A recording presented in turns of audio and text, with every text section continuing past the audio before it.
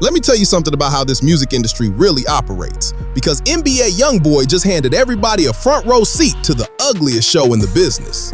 What came out about his situation with Atlantic Records wasn't just some artist venting on social media. It was a detailed confession from the industry itself about how it treats the young talent that keeps it alive. A young man from Louisiana stacked up one of the most passionate fan bases hip-hop has ever seen, and the corporation that was supposed to amplify that success was quietly engineering a situation where they'd be the primary beneficiaries of everything he built.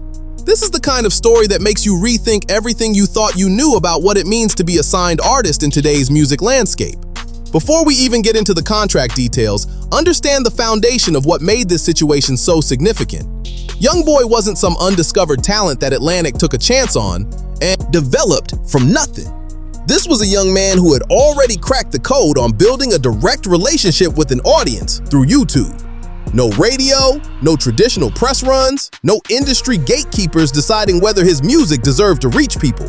He was already doing it himself, and doing it at a scale that most artists with full label machinery behind them couldn't match. That context is everything, because it reframes the entire narrative around what Atlantic was actually offering him versus what they were actually taking from him. Summer of 2017 is where this whole thing starts. YoungBoy was barely an adult, 18 years old, coming off projects like 38 Baby and Mind of a Menace 3 that had already planted his flag in the game. His YouTube channel was on a trajectory that had executives across the industry paying close attention. Atlantic came through Mike Caron's artist partner group with a 5-album deal sitting at $2 million total. Now you gotta understand what that number actually represents when you break it down. 5 albums, $2 million, means each complete body of work was valued at $400,000. For an artist who was independently generating the kind of attention YoungBoy had, that valuation was insulting on its face. But here's the reality of being 18 with the major label world suddenly interested in you. The immediate opportunity has a way of making the long-term consequences feel abstract and distant. And the people on the other side of that table understand that psychology completely. 2 provisions in that contract were about to define the next several years of his life in ways he couldn't have fully appreciated at signing. First was the master recording situation. Those original recordings, every track he laid down, were going to belong to Atlantic in perpetuity. Masters are the foundation of an artist's financial legacy because they generate licensing income, streaming royalties, and sync fees indefinitely. When you don't own them, you've essentially donated your life's creative work to a corporation that will profit from it long after your active career is over.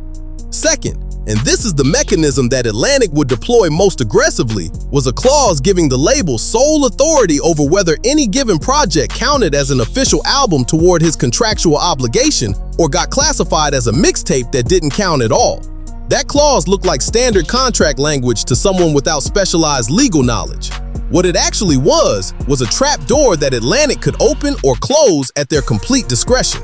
His music was releasing under the Never Broke Again name, which created an appearance of independence and autonomy that the actual contract terms didn't support.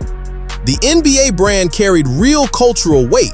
It was YoungBoy's identity, his crew, his whole ethos. But Atlantic had structured the deal so that everything that brand generated flowed through their financial infrastructure. People in industry circles who examined the deal were already noting that the terms were heavily unfavorable for an artist with his momentum. But the paperwork was signed, and Atlantic had positioned themselves exactly where they intended to be. What happened next was a demonstration of work ethic that genuinely deserves recognition, regardless of everything else surrounding it. YoungBoy went into creative overdrive, treating his craft with a seriousness and consistency that the industry rarely sees. He was in constant production mode, maintaining a connection with his audience through regular releases that kept his community engaged and growing. Over 18 projects dropped after that 2017 signing.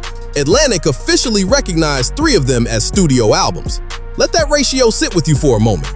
18 complete projects, years of creative output, and only 3 of them moved him any closer to fulfilling his contract and walking away with his freedom intact. The mechanism driving that ratio was the album versus mixtape classification system that Atlantic controlled exclusively.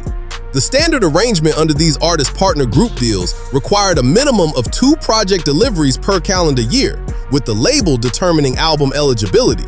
Any releases beyond that 2-project annual threshold got automatically designated as mixtapes, locked out of counting toward the album quota. Atlantic held that classification power entirely. Not an independent arbiter, not a standard based on project quality or scope. The label that financially benefited from extending the contract as long as possible got to decide what moved the artist closer to completing it. Projects that would have satisfied any reasonable definition of a studio album, AI YoungBoy, Until Death Call My Name, For, Respect, Top, and others, got filed as mixtapes under this system. Each one generated streaming revenue, merchandise activity, and audience engagement that Atlantic was positioned to benefit from. Each one added nothing toward YoungBoy's path to freedom. And the whole time, he's operating under the assumption that his output is working toward an endpoint, not understanding that the endpoint was being managed by people who had no financial incentive to let him reach it. Industry observers who looked at the structure of this situation weren't subtle about their assessment. The arrangement was clearly designed to maximize Atlantic's extraction period, and the contract gave them every tool they needed to execute that strategy. The mental weight of that realization deserves serious consideration.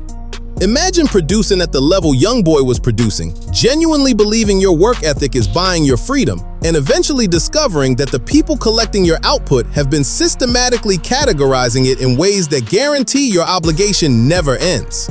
That's not just a business dispute. That's a specific kind of psychological damage that comes from having your trust weaponized against you by people who were supposed to be your partners. The summer of 2020 produced the moment that eliminated any remaining uncertainty about what Atlantic's actual priorities were. YoungBoy made them an offer that was extraordinary in its generosity given the circumstances. He proposed delivering 4 additional albums at no charge whatsoever, asking only for ownership of his masters as the exchange. Atlantic declined. Think carefully about what that refusal communicates. 4 albums from one of their biggest revenue generators, offered for free, and the answer was still no. The only explanation that holds up to scrutiny is that this was never primarily about the revenue those albums would generate. Atlantic's interest was in maintaining ownership and control over his catalog, his past work, his present output, and whatever he would create going forward. Surrendering his masters meant surrendering a revenue stream that would outlast the active period of his career by decades. And they weren't willing to do that, regardless of what he offered in return. When YoungBoy decided to bring this situation into public view, what followed was a demonstration of exactly how major labels respond to artists who challenge their authority. His project, Colors, was performing at a level that made all of Atlantic's narrative about needing label support look ridiculous. Number 1 on Apple Music for 2 consecutive weeks, debuting at number 2 on the Billboard 200, all without traditional promotional support. Then he started speaking openly about his contract situation. Shortly after, Colors disappeared from Apple Music without any transparent explanation offered to the public. The deluxe version stayed accessible on Spotify, but the original project vanished from a major platform. Labels lose money when they pull commercially successful projects. Atlantic understood that and pulled it anyway. That was a message being sent about what happens to artists who speak too loudly about what's being done to them. He was explicit about the nature of the relationship at that point. Atlantic was collecting from his success without contributing anything to its creation. No promotional investment, no marketing infrastructure being deployed on his behalf, no meaningful support of any kind.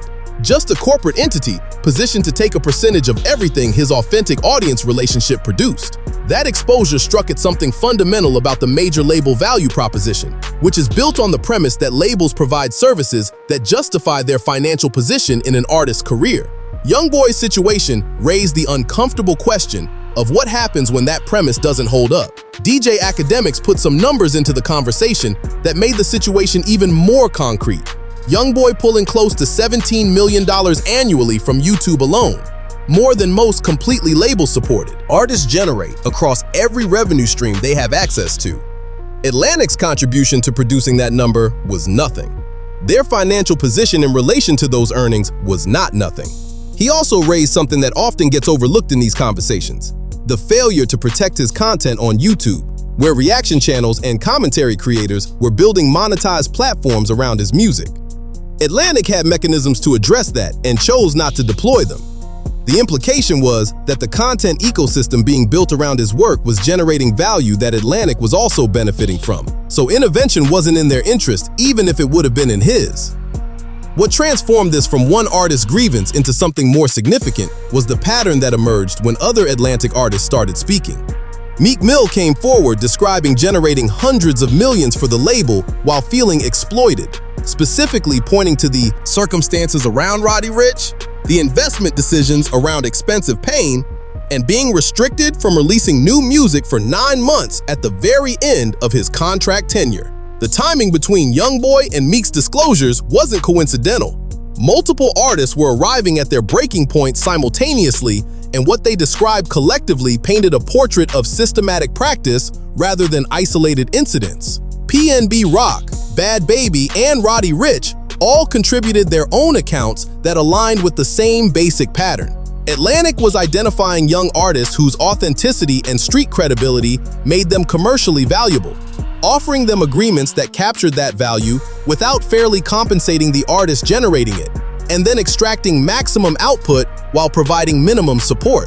PNB Rock had documented his frustrations with the label before his death, and those words carry a different kind of gravity in retrospect. Bad Baby navigated additional dimensions of exploitation as a young woman in that environment and still spoke out, which required courage that shouldn't be understated.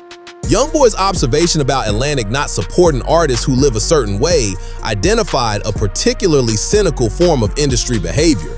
Labels actively seek out artists whose authenticity comes from real circumstances, from streets, from struggle, from experiences that mainstream audiences find compelling and credible. They market that authenticity, collect the revenue it generates, and then use the same lifestyle factors that made the artist valuable as justification for treating them as a liability rather than an investment. They want what the culture produces without wanting to genuinely invest in the people and communities producing it.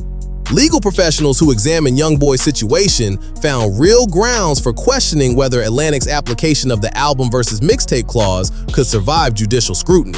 When a contractual provision is controlled exclusively by the party that benefits financially from applying it aggressively, and when the pattern of application is this consistent and this extreme, that raises serious bad faith questions that courts have historically been willing to examine. Entertainment attorneys started being more vocal about the structural dynamics that make predatory contracting not just possible, but predictable when major corporations are negotiating against teenagers without specialized legal representation.